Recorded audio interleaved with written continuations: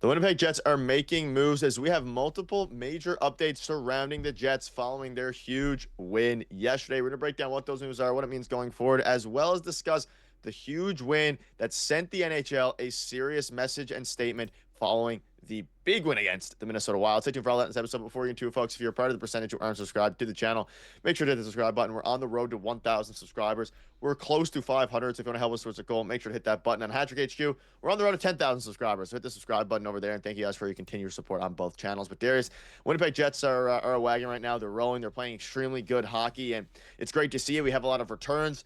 But we also have some moves to go over, and we're going to also, of course, discuss the game yesterday. I want to start with this. So, transaction, the Jets have activated David Gustafsson from injured reserve. And not a huge move, nothing that's going to kind of, break the hockey news cycle universe. But it is an interesting move here. And as you look at their standings, the Jets are obviously first in the NHL. You have a lot of players playing well. You're also dealing with a lot of injuries, specifically, of course, Dylan Sandberg. Mark Scheifele's been dealing with some things all year here. Do you have any insight on how the Jets are playing right now? And, of course, David Gustafsson getting back from the IR. Yeah, David Gustafsson obviously got injured in that game against the Boston Bruins where there were a ton of fights and things kind of got rough there at the end in an 8-1 win. And it's good to see him back. Obviously wasn't on long-term injury reserve, but got, knocked down there in that fight. So not great to see, but obviously feeling better. He's back in the lineup. Like you said, it's not a needle mover move or anything like that, but good to see him back in the lineup and fully healthy, and he could factor into a couple games here coming up for the Winnipeg Jets after Christmas. So big game tomorrow against the Toronto Maple Leafs as well heading into Christmas, so good to see him back. And the Jets first in the NHL. We'll see if they keep that spot heading into Christmas, but they played amazing to start the season. Obviously sputtering a little bit the last month or so, but they're kind of getting back on track and putting in really good performances. And some players, which we'll touch on later in the video, are playing back up to their potential again, which I think is a good sign for the Jets.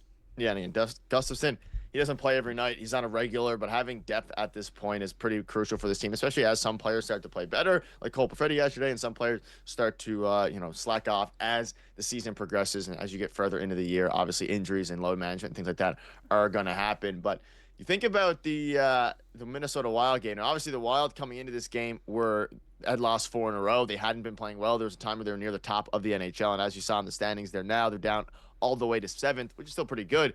But the Winnipeg Jets just dominated from start to finish. Obviously, Connor Hellebuyck in net. The game was really good. Cole Perfetti has been playing a lot better as of late. He started off really good this season, started to tail off a little bit, and now he's starting to get his feet back under him, which we all expected and we all kind of knew was going to happen. But there's this game against the Minnesota Wild. It kind of sent a message to just Jets fans, but even around the NHL, like, this team has figured it out once again. They had like the Wild kind of started good and now are tailing off a little bit.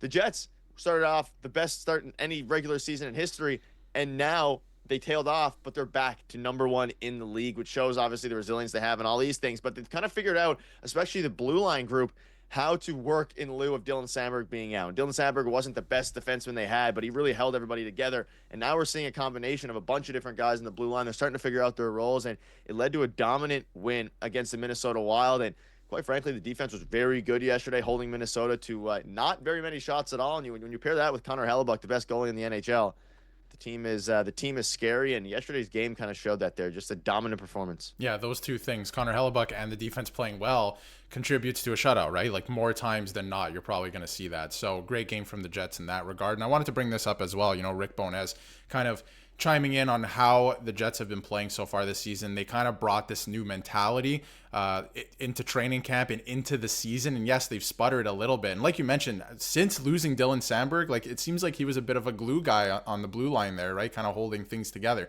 Not the biggest name, not the flashiest player, but missing him, they kind of started to put some losses together there. But coming into the game last night, major storyline was obviously these are two rivals, two teams in the same division that go at each other's throats all the time. Obviously had that playoff series years ago.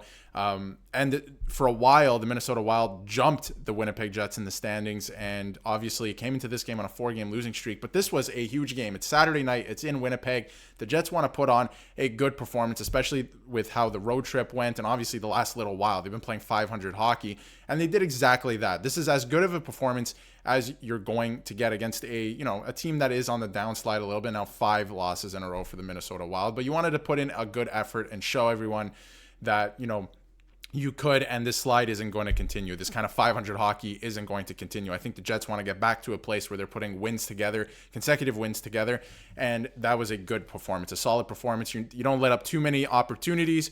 Connor Hellebuck stands tall. Obviously, you allow 0 goals. The power play is working. Everything was going last night. Cole Perfetti as well. He's another name that, hot and cold, like you mentioned. To start the year, a little bit hot.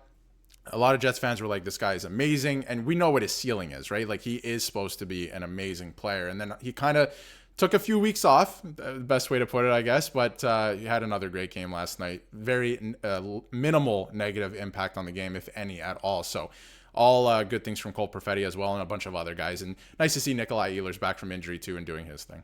Yeah, and as you think about where we covered the Jets, a week or so ago after their great start, they were 8-9-1 or something like that. Now they've won a few here, starting to get going again, won a few in a row, 24-10-1, and they don't want to stop there. And obviously, as you look at the big win, you look at like what Rick Bowness said about motivation in the playoffs. They need to win playoff games. Regular season, they've been a very good team for a very long time. Obviously, had that 1 year where they missed the playoffs there a couple years ago, but things are good, and you have Nikolai Ehlers coming out and speaking about the rivalry. I don't go out there sitting before the game and get myself fired up because I hate the Minnesota Wild. That's just the way it goes. Or sorry, not the way it goes, obviously. And having him back, that's another huge part. Like, the team was missing a lot of integral pieces. And Scott Arniel also spoke out on Ville Heinola and Colin Miller. They're continuing to go together. That's Ville being back on the left side. He'd been playing the right with Logan Stanley, of course, just familiarity, playing with Millsy. Just like you said, there's some good things that we'll look at that they can build on. I think having Ville Heinola kind of be put in one spot, in this case on the right side, and just be almost have a partner that he can play with consistently to develop some chemistry with. In this case, he's talking about Colin Miller, at least a couple guys, rather than setting him up, setting him down, moving him around. Like, he's been moving so much. If you can figure out, we know the talent is there. The ceiling is there for Ville Heinola. It's really the floor that you're worried about, because if he doesn't play well, the team is trying to win games. They're number 1 in the NHL. They're going for a cup. They need stability on the blue line, and Ville Heinola has started to do that there. And going on to say, there's some areas that they've got to continue to improve. We don't stress them out too much in the sense of getting them thinking about all those bad things. We want them to continue to build on the positives. I think Millsy helps Ville in those situations, and Millsy, of course, being Colin Miller.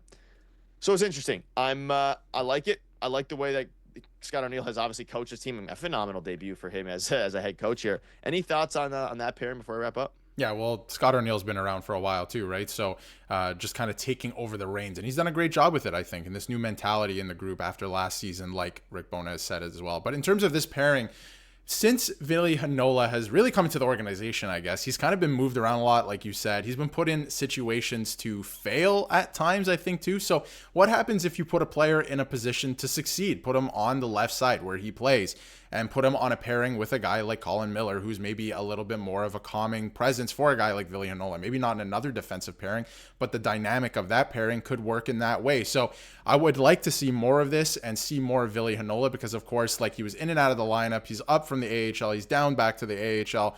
They're putting him on the right side. I just want to see him settle into a position here where he doesn't necessarily have to be comfortable, but in a position to succeed and play well. So I want to see more of him there. And again, Colin Miller, nice to see him back in the lineup. And Logan Stanley, maybe to Jets fans, want, I guess, is out of the lineup at this point due to injury. So hopefully he's okay. But I know Jets fans, not a big fan of Logan Stanley. I would rather see him moved, I think, at this point. But, if you can find something with Ville Heinola here on the left side, maybe that is the case. Maybe that is what's going to happen. So I would like to see more of this and see where he takes it.